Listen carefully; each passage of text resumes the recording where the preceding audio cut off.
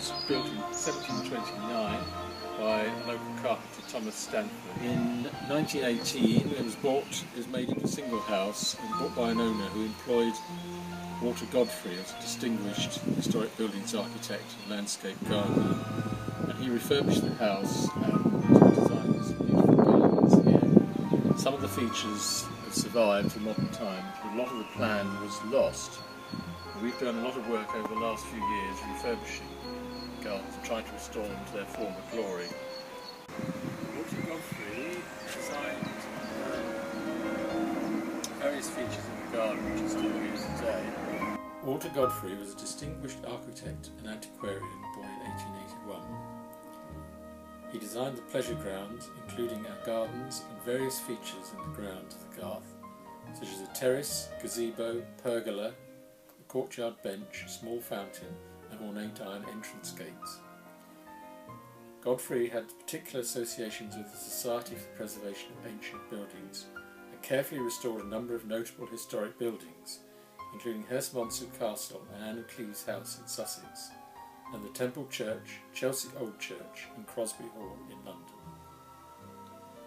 We tried to restore the gardens to the plans of Walter Godfrey where we could. My wife has designed the new flower beds and walks in the paddock, following the tradition of Godfrey.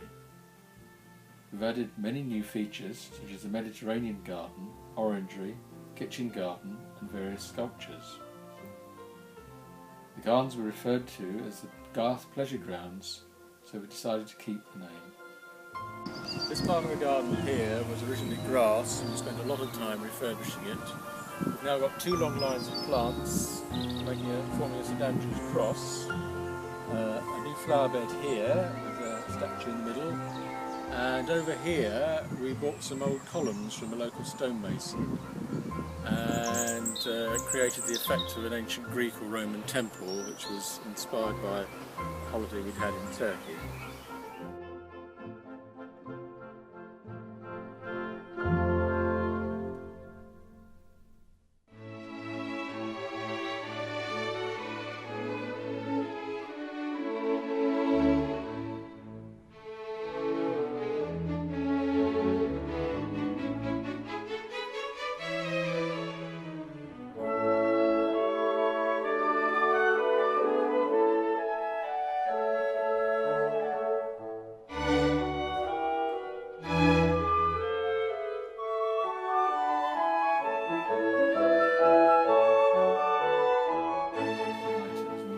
The grounds.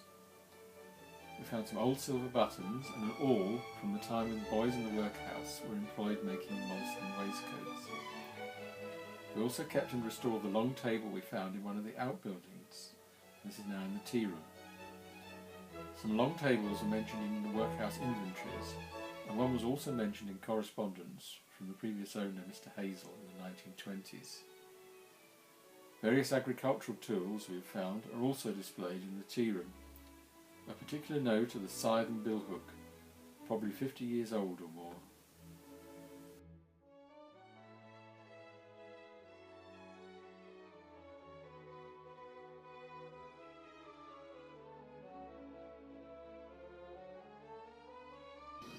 Hello, my name is Lana. My darling husband calls me Lana for short.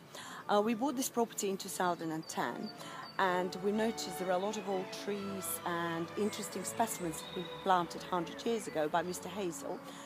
Behind me there are a selection of rhododendrons. They all have different colours. Some of them are opened up, some of them are just about to open.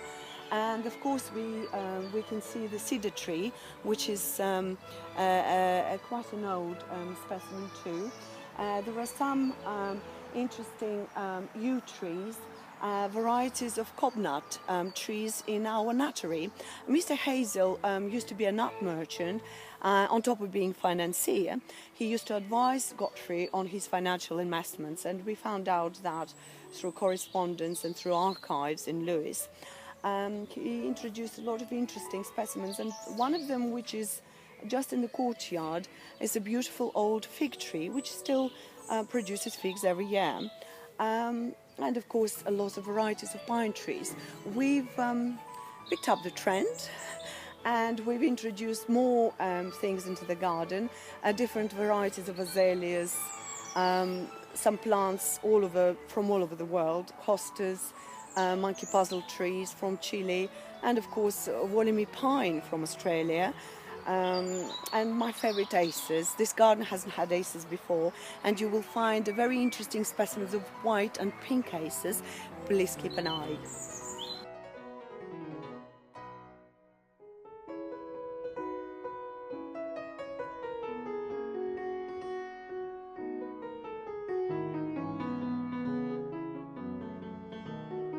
We created this leaflet here for our visitors, and we've got a lovely little map here drawn by my wife, and some information on the history of the property on this side.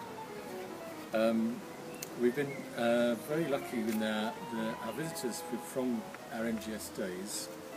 Been quite a few people who were previous owners who told us a lot about how the house was developed in the last half a century or so. And one of the previous workers in the property gave us a painting that her father had done in 1939, which shows how beautiful the garden was then.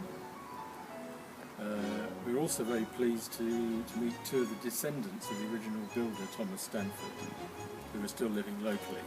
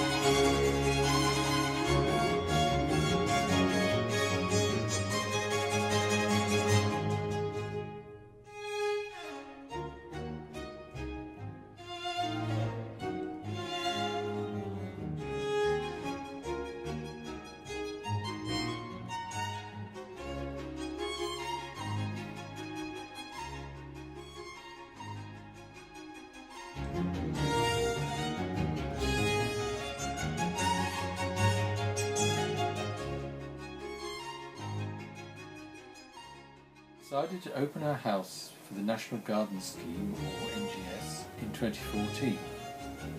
The NGS has a rich history going back to 1927. Since then it has raised more than 50 million for nursing and caring charities across the UK.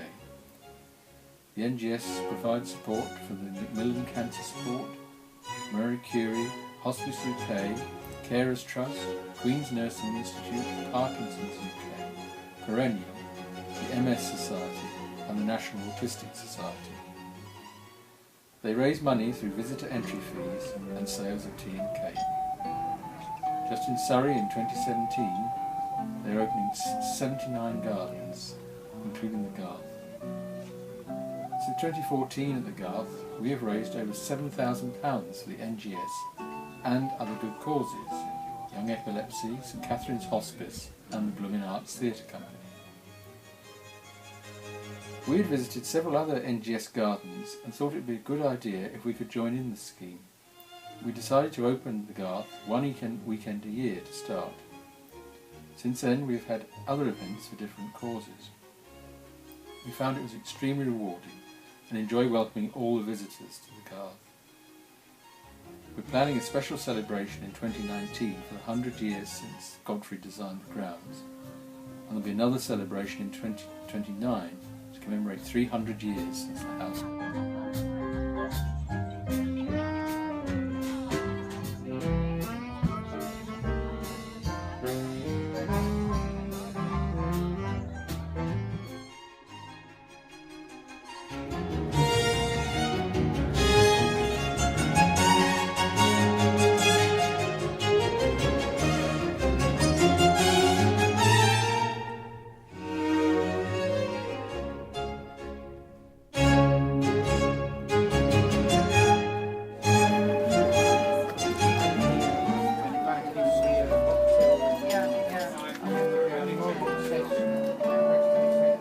Catherine's Hospice provides end-of-life care for the people of Tanbridge and Surrey and Sussex.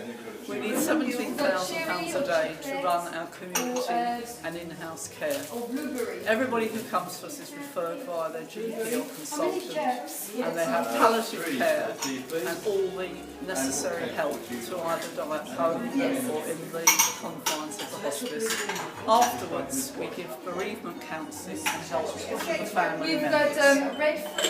We do get 30% from the government, and we have to make up the balance of about 5 million this year we've got to find.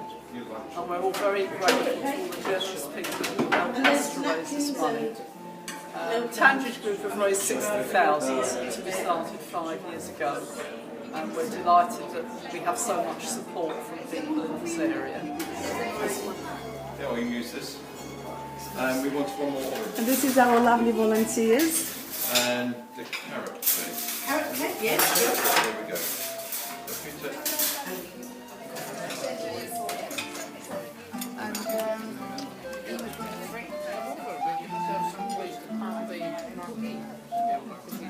Hi.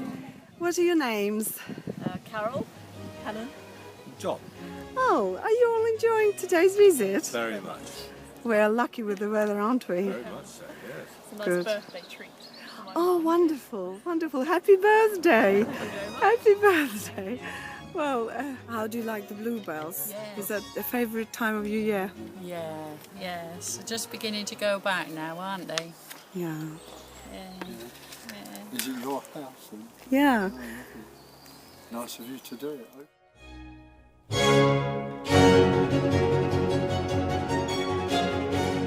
My name is Paul at Plants and Gardens. Lana first came to me in 2010 looking for some ideas at Garth, certainly to expand the avenue of trees and shrubs in the large grass paddock area, as well as some signage to go around the place and some of the more intimate areas within the woodland. And I also managed to provide some sculpture for her for the Alice in Wonderland area. When she suggested that she open for the National Garden Scheme in 2014, I thought it was an excellent idea, and it's gone from strength to strength ever since.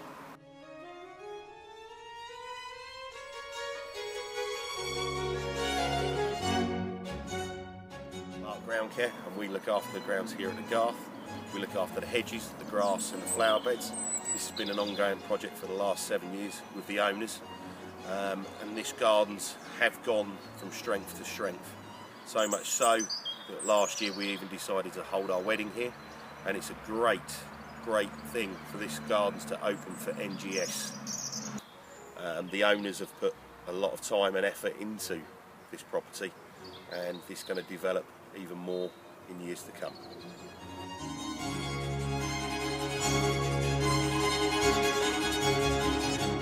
Times after our events, we found that local journalists have written stories about them in the papers, and we'd like to thank all the very positive coverage we've had. I've got here 2 examples from the East Grinstead Courier. In particular, we'd like to thank Lee Clapp, who wrote a lovely article about us, Imperial Homes and Interiors. We would like to thank all the volunteers and family members, our 2 boys, Max and Alexander, Lizzie, Yelena, Lucy with her parents who travelled from France, for helping us with the charity events. We'd also like to thank local publications Mantra Magazine and Community News for publicising the events. Finally, we wish to thank our editor Maria for making a little film about our ongoing project at the Garth, Our Labour of Love. This is Max, this is my little brother Alex, and this is my girlfriend Lucy. And since we've opened the gardens out to the public, we've very much enjoyed helping out. Hello, my name is Jane, and this is my dad who lives here. David. Dad moved in here almost 5 years ago. It was a wonderful opportunity to move closer to me. Dad was a prize-winning gardener back in Croydon, and since moving here he's been able to enjoy the beautiful grounds and expand some of his expertise. What do you think about living here, Dad? I love it here. Beautiful. Everything's nice. Beautiful gardens everywhere. Well kept. Everybody's nice and polite, and it's just a little paradise. It is a little paradise. Dad's theme this year is the pink and purple. As you see, there's been many themes over each year, and the owners have kindly let Dad expand. My theme this year has been flower pots spilling out flowers.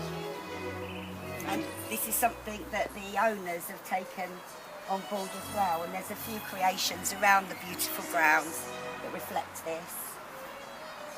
The hanging baskets I do every year, but as you can see the theme is pinks, blues and a little splash of like yellow here and there, better.